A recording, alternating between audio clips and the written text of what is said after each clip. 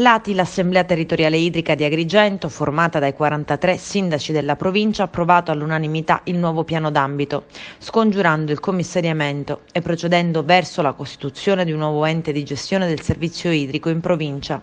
Il nuovo piano d'ambito è un traguardo importante, doveva essere approvato entro domani 31 dicembre, anche per non perdere quei finanziamenti necessari per sistemare le fatiscenti reti idriche della provincia di Agrigento. Così come chiesto dalla CGIL, CISL e UIL, l'ATI ha approvato anche l'emendamento che consente l'utilizzo del personale. Sono salvi almeno per il momento i posti di lavoro dei dipendenti dell'ex Girgenti Acque e dell'Idrotecne. Si prevede il trasferimento delle stesse risorse umane, ma l'ultima parola sull'organico spetterà alla società consortile che dovrà occuparsi dell'acqua. Adesso, spiega il segretario generale della CGIL Alfonso Buscemi, la prossima battaglia sarà far ritornare l'acqua pubblica e non più ceduta a mezzo di favore al privato che la rivende ad un prezzo esorbitante ai comuni.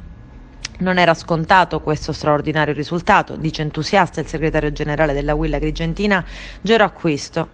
Tutti i lavoratori di Girgenti Acque e Idrotecne potranno continuare a lavorare serenamente.